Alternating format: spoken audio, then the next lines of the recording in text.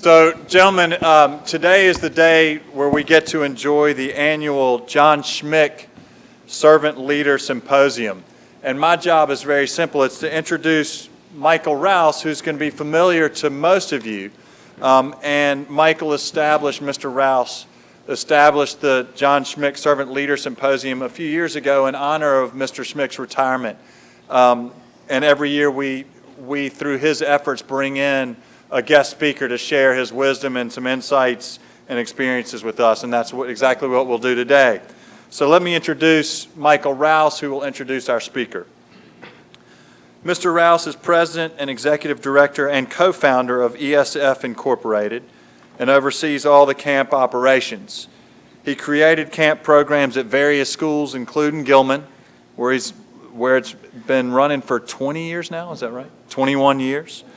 The Haverford School, Lawrenceville School, Greenwich Academy, Trinity College, Rosemont College. I'm not going to name them all, but up and down the East Coast. Mr. Rouse also competed, this is interesting, on the professional tennis circuit for 2 years as an amateur and achieved an ATP world ranking. He's a graduate of Villanova University with a Bachelor of Science degree in Arts and Communication. He's also a graduate of Disney Institute's People Management, Customer Service, and Creative Leadership programs.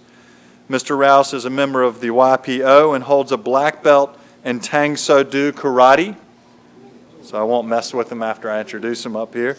And he competes in the Tang Soo Do Mo Do Kwan Federation. He's a board member of several schools and is also a member of the Villanova University Athletic Hall of Fame.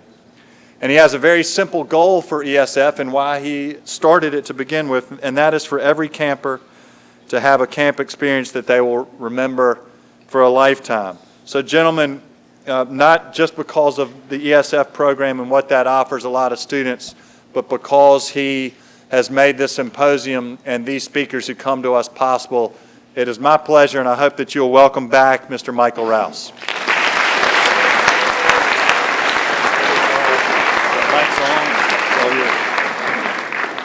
Thank you, Henry.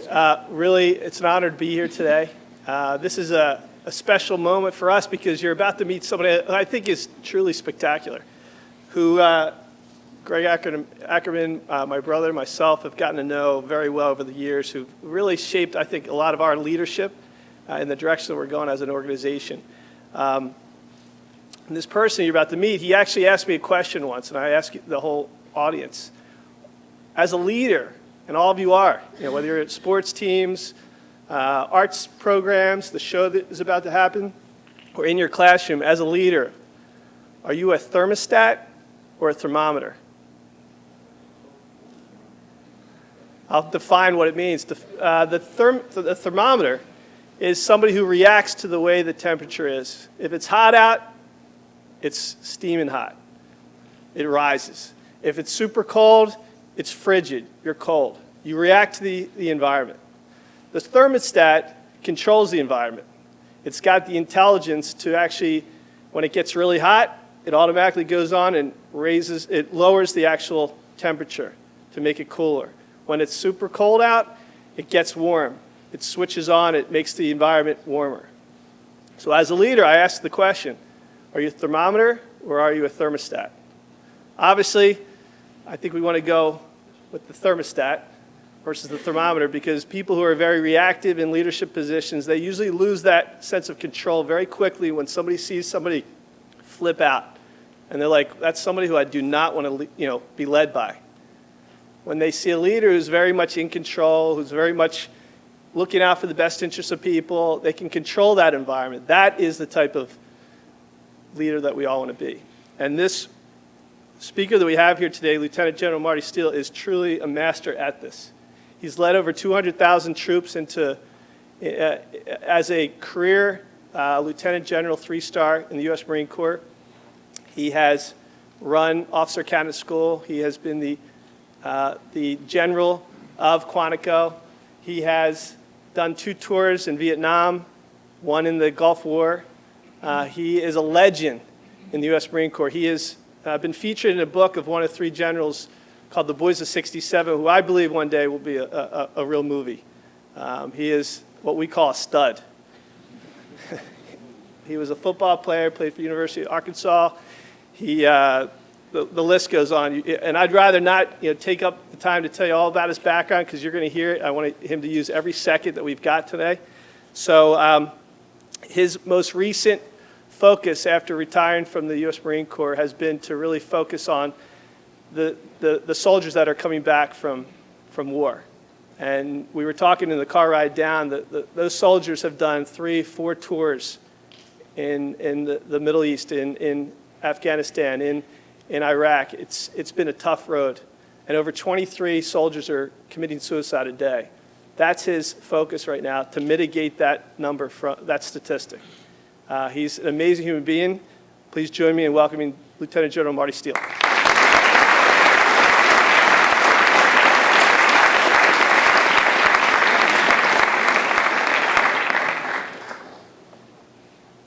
Good morning, everyone.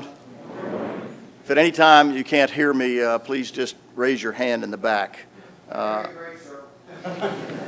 You can, Jerry, so I'm glad that I'm able to do this for you. You get to do this for every speaker, by the way?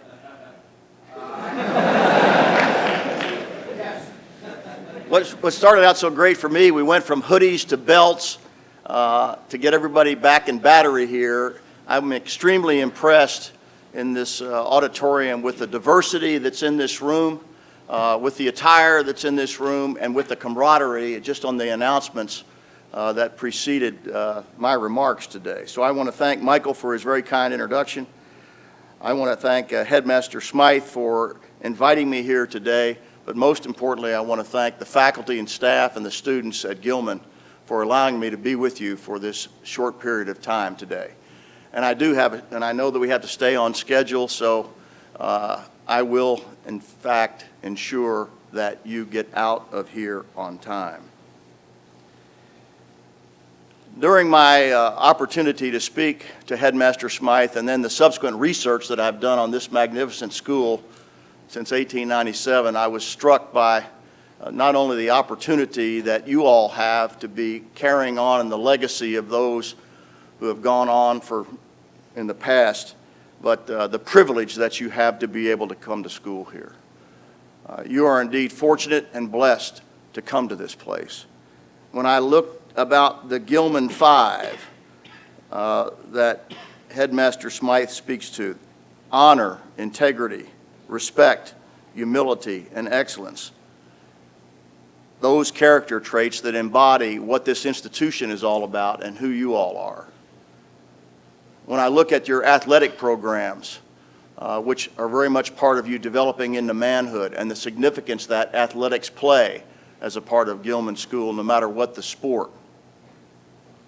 When I look at the character of the people in the room and the pride that Headmaster Smythe expressed to me about each and every one of you as students here, but most importantly about what you're being shaped for, the future that you will bring not only to the community here, but also to our country.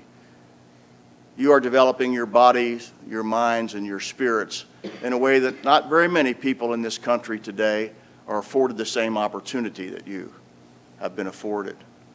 So for me to be a small part of that, to live in this moment right now, to express some thoughts that I have about my life on the planet Earth, and how they may in fact impact you and your life here, particularly on the subject of honor, I am just humbled by the opportunity to do that.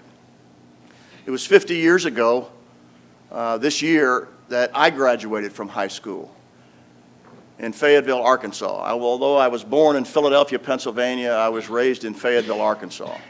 Fayetteville, Arkansas is where the University of Arkansas is. It's in the northwest portion of the state, but it's singularly unique in our country in that Fayetteville is the first integrated community south of the Mason-Dixon line after Brown versus Board of Education in 1954.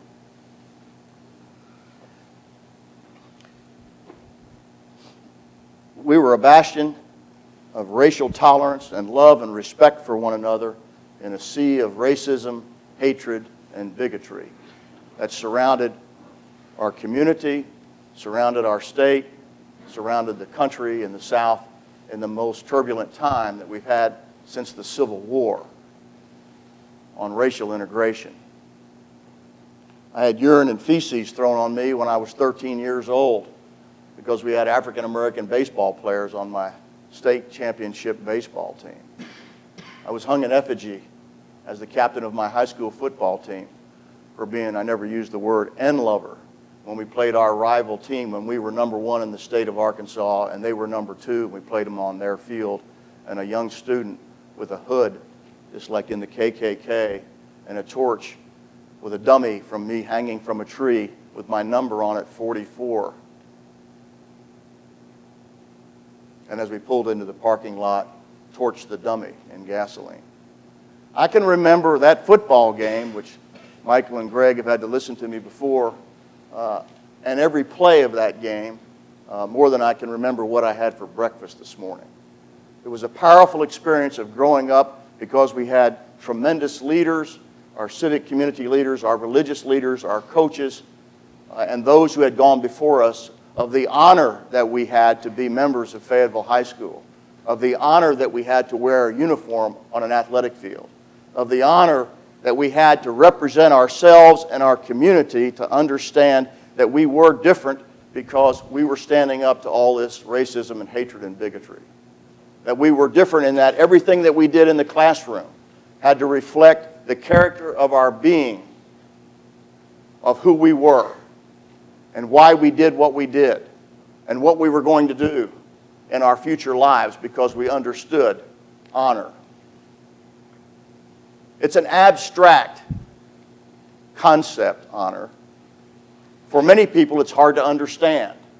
But when it's imbued in you, like institutions that Gilman does for you, and when it was imbued in me growing up in this community about the honor of respectability for yourself and for others, and the responsibility, that we have to each and every one of us there, where even at an early age, you would stand up to be counted. You would stand up to be counted for what was intrinsically right in a sea of what was intrinsically wrong. It was powerful. My senior year in high school, I had the privilege to run on a mile relay team with 3 African Americans. Extraordinary young men. One went on to be a 2-time All-America, and I'll speak about in basketball a little bit later. But we broke the state record in the mile relay in Arkansas, which lasted 27 years. But we went into a restaurant in our state capital, Little Rock, 180 miles away from Fayetteville, Arkansas, and we went into a restaurant without our coach. Thrilled about what we had done and what we had accomplished on the track. And before we were served the water in this restaurant, the proprietor came over to me, and I was 17 years old at the time, with a .38 caliber pistol, cocked the hammer to the rear, slammed the pistol down my ear canal, and said, expletives deleted, "White boy, if you don't get these blanking out of here, I'm going to blow your blanking head off." And I looked at these 3 tremendous human beings, tremendously gifted athletes, and young men of character, and said, as they were grabbing napkins to staunch the blood that was streaming down the side of my face, "You didn't want to eat here anyway, did you?" And we got up and left the restaurant. Years later, remember, 50 years for me this year, but years later in reunions, the class behind me, and I hope this is happening here with you seniors, mentoring juniors and the sophomores and the 9th graders that are in this room today. The mentorship that we provided to get through this trial and tribulation, if you will, and the examples that we provided one another, and the strength and courage that we provided one another, sustained not only us in school, but our entire community as the model in the nation to emulate of how to do it right and what it took. But we had a reunion, and I was living in New York City at the time. My wife of 47 years, my high school sweetheart, we fell in love in the 9th grade. We were there and said, "I don't believe I can make the reunion this year." And the response was, "General, you don't understand.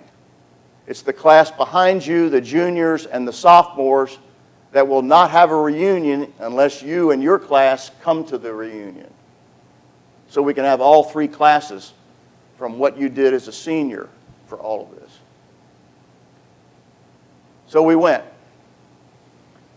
We had about 1,000 students in our high school at the time, and so this was 3 classes, and so by that time it's not only the students and their spouses, but it's children, and in many cases grandchildren.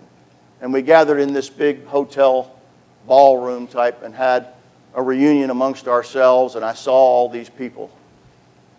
One of the athletes that was with me in that restaurant in Little Rock went on to be a state policeman.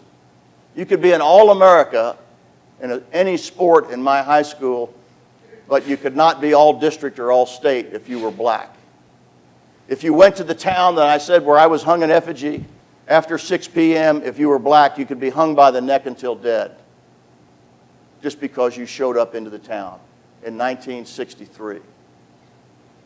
This young athlete, the following year, after we broke all the barriers, became the first African American in Arkansas history to be first-team All-State in football and All-State in basketball.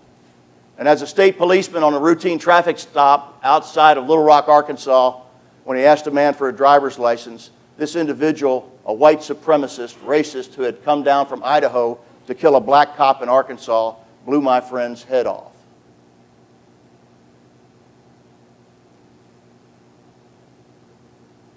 In the reunion in the ballroom of this hotel in Fayetteville, Arkansas, all of us were there to honor him.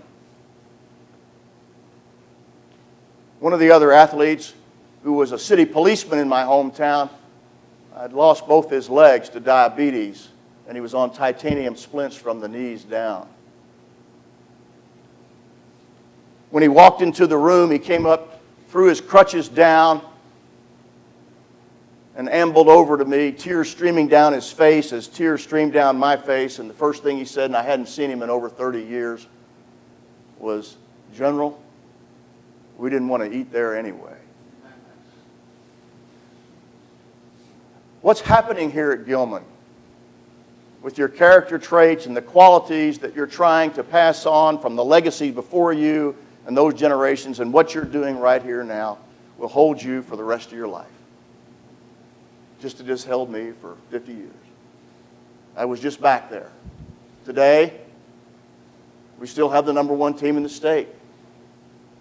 We're the only school in the state of Arkansas to win every sports state championship in 1 year, boys and girls, of every major: football, basketball, baseball. We don't play lacrosse. I saw a lacrosse jacket over here. We don't play hockey, track, but we won them all.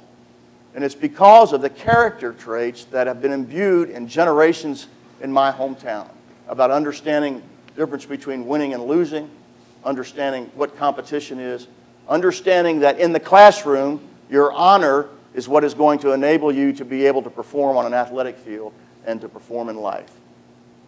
Understanding that without it, you're meant to be something less than what you could be. Without it, we lose focus on our responsibilities, not only to ourselves, lie, cheat, and steal, and learn to love yourself and to understand what your shortcomings are, but more importantly, the responsibilities we have to one another, to pick one another up, to be able to rise to overcome adversity, no matter how serious it is.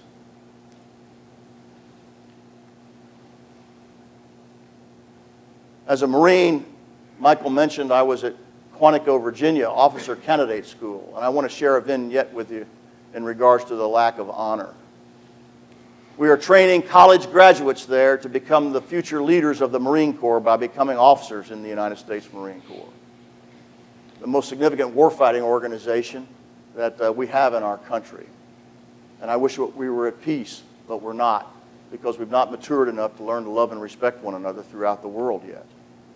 And so these volunteers, these young men and women who come into the institution to serve our country, 1% of the population, by the way, it's about their transition from a civilian society that may accept lying, cheating, and stealing, whether it be in the classroom or in life, but that is not tolerated in the profession of arms because it is about life and death. And there's a quote from Robert E. Lee that how can I trust a man who has no honor in relationship to himself? How can he have it with other human beings? Well, he had a young man who was an All-America football player from a West Coast school that you all know that'll remain nameless because I don't want you to run this back. And he was a stud, as Michael described me earlier, but an athletic stud. And we had a process there in the assimilation of these, an academic requirement, a physical requirement, a leadership requirement, but really what we're looking for is the character, in this case, of young men's deeds. And so he was taking a little examination which didn't mean much of anything about the assembly of a weapon, a rifle. And we were standing there in the classroom watching all of them and very quickly discovered that he was looking on the paper of the candidate next to him. So the code of honor that's held here, our code of honor in the Marine Corps was 2 witnesses to observe him looking at someone else's paper during this examination. And we had 3 witnesses, and then called him at the end of the examination, interviewed him, and made the allegation that he cheated on the exam. Had all the evidence that he had done so. He denied it completely. I didn't do that. I wouldn't do that. I couldn't do that.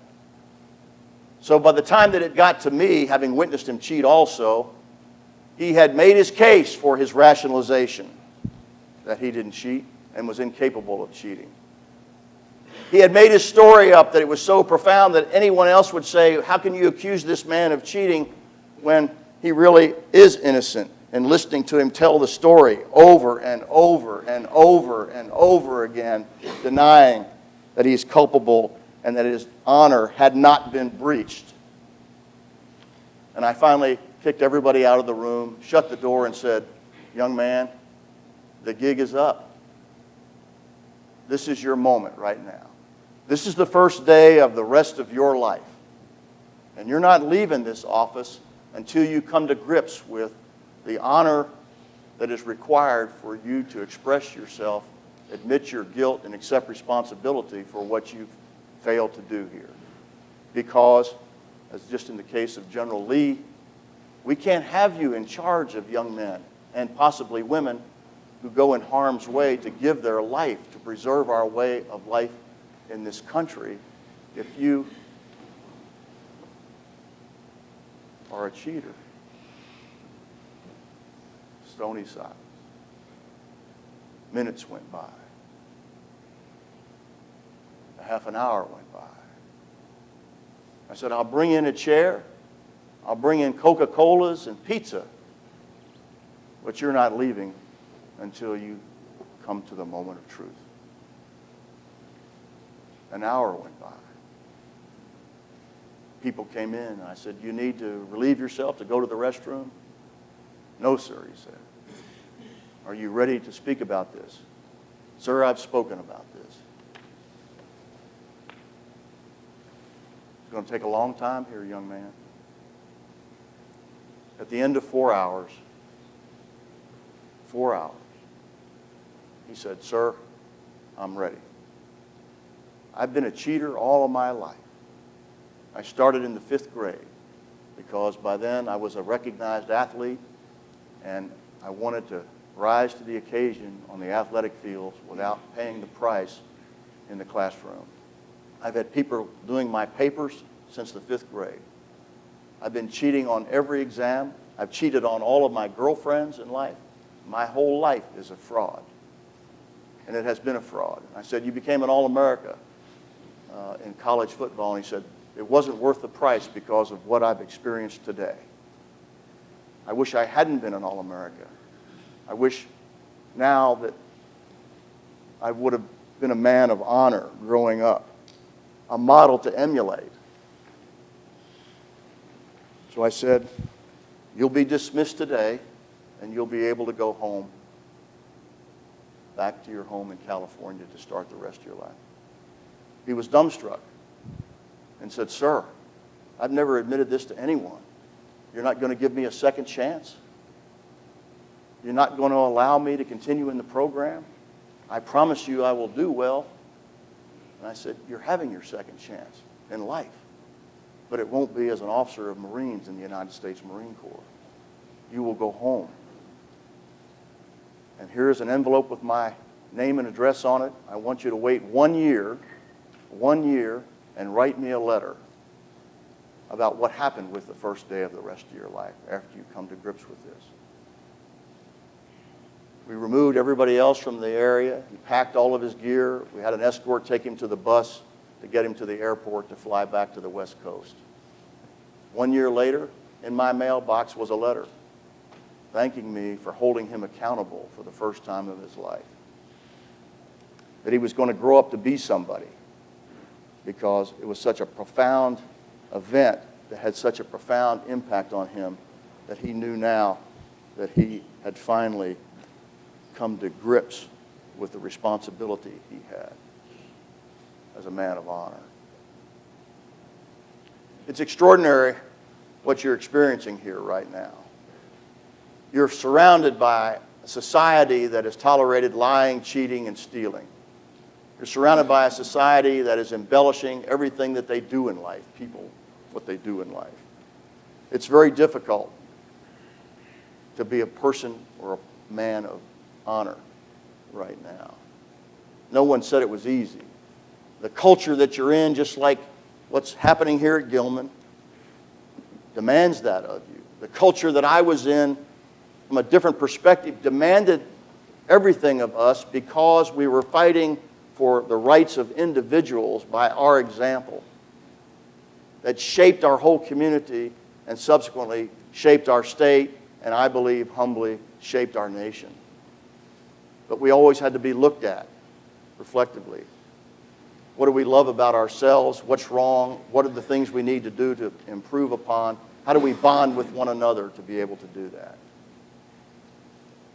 So a philosophy that I want to share with you is this. I learned it early on in life, learned it in combat in Vietnam, where man's inhumanity to man, the banality of war is such that it's almost indescribable unless you've done it. And I'm not taking your time today to describe it other than say, as I said in the opening, I wish that we could come to respect one another and live in peace.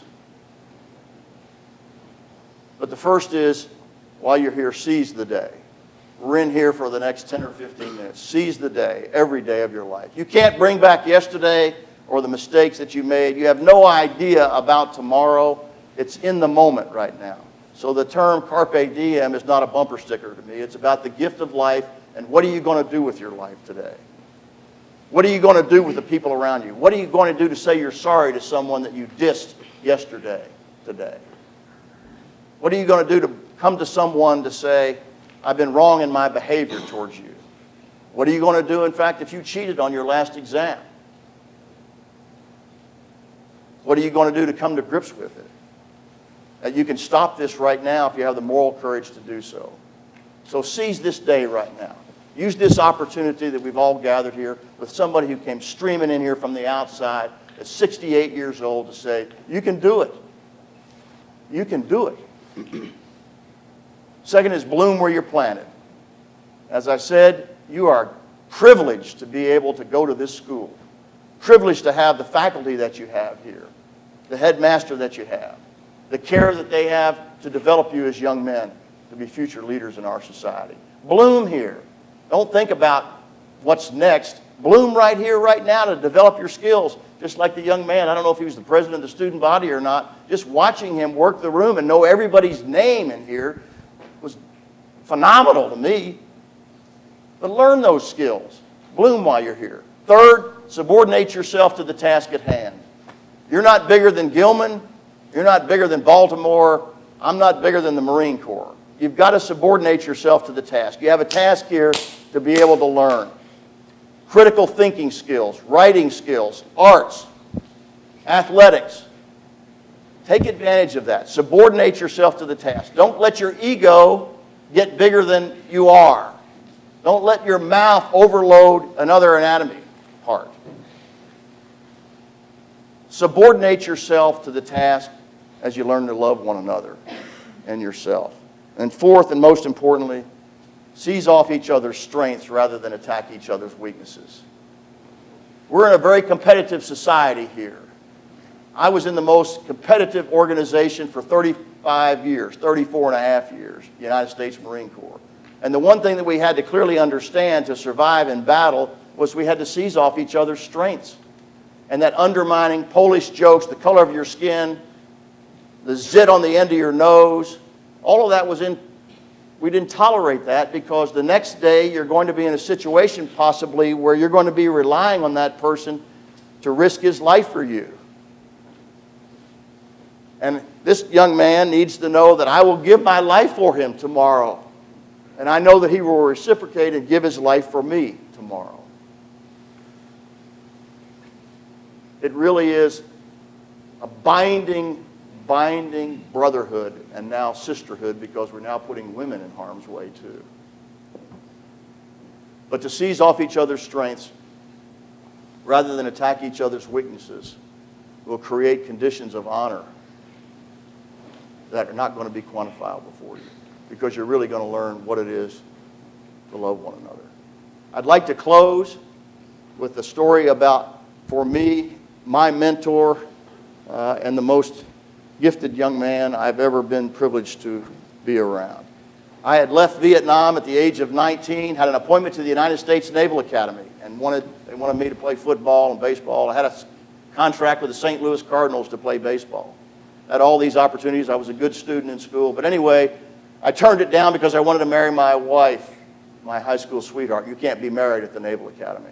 And all the people in my unit in Vietnam had gotten a Dear John letter. Everybody know what a Dear John letter is? No. Dear John letter is when your girlfriend writes you when you're in harm's way and says, Dear John, I don't love you anymore. I love your best friend, Billy. They're not good things to have happen to you when you're off fighting wars. So I was the only one in my unit that didn't get one of those. So anyway, a man came into my life. His name was Staff Sergeant Carl G. Taylor. He enlisted, by coincidence, here in Baltimore, Maryland. A magnificent human being, strong in stature and size, about 6'2", 235, nothing but muscle, just absolute stud. But he started mentoring me about choices and decisions and what I was going to do with my life. Someday it was for 30 seconds. Someday it was for an hour. And I hope you seniors are doing that and taking care of these freshmen and sophomores here in mentoring them. I hope you're finding someone in your life that can, in fact, be a role model for you, and that you serve that same purpose when you become seniors. Well, Carl Taylor convinced me to go into officer candidate school, take a test, which I passed. Speaks volumes about the education system in Arkansas, but I passed as a high school graduate a college-level equivalency exam. And I went into officer candidate school. From being a leadership instructor there, teaching college graduates combat leadership, to being a student there. And upon graduation and a commission as a second lieutenant in the Marine Corps, we have a tradition that, in response to the honor that's been bestowed upon you to wear the rank of an officer, and in respect for that, we render a hand salute with a verbal greeting and exchange a silver dollar. So in this case, Staff Sergeant Taylor, this magnificent man of character, saluted me and said, "Good morning, Lieutenant." And I responded, "Good morning, Staff Sergeant," and handed him a silver dollar. And then I asked Staff Sergeant Taylor, because he was my mentor, "Do you have any instructions for me?" And he said, "Lieutenant, do your duty." Saluted again and turned and walked away. And I want to share his story with you. Thank you. Where did that fall out? I'm glad you found that I was in deep trouble if you didn't get that. For conspicuous gallantry and intrepidity at the risk of his life above and beyond the call of duty while serving as a company gunnery sergeant during Operation Meade River in the Republic of Vietnam on the night of 8 December 1968.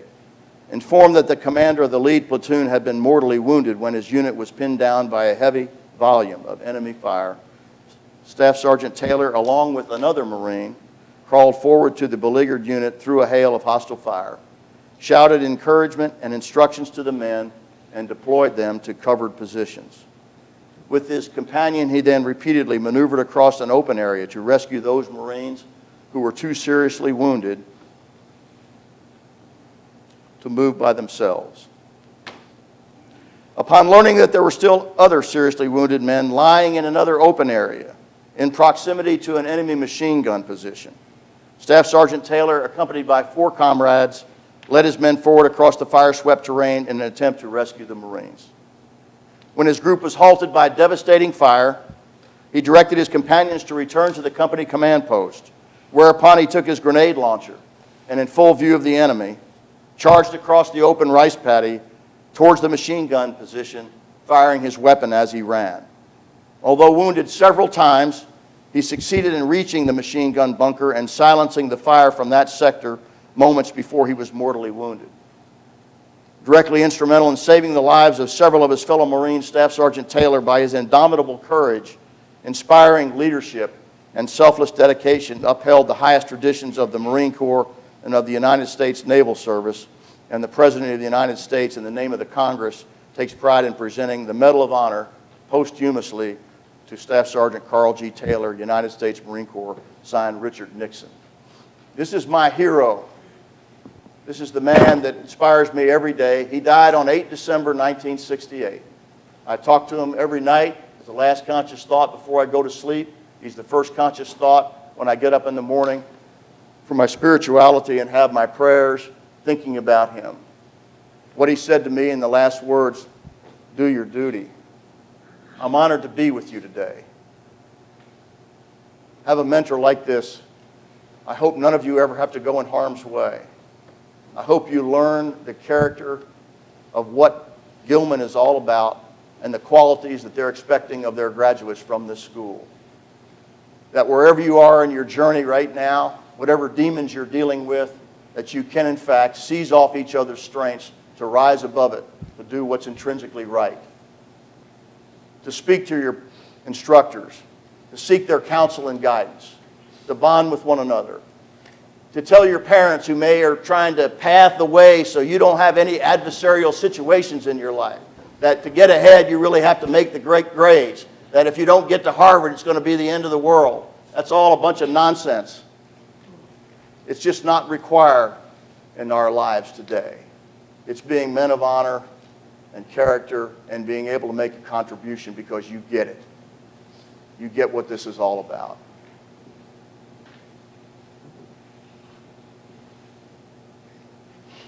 Opportunity, privilege, and blessing that you're here. Be humble. Chuck your ego down the toilet. Learn to love one another. Learn to be men of honor that will carry you for the rest of your life. God bless you all, and thank you for having me with you today.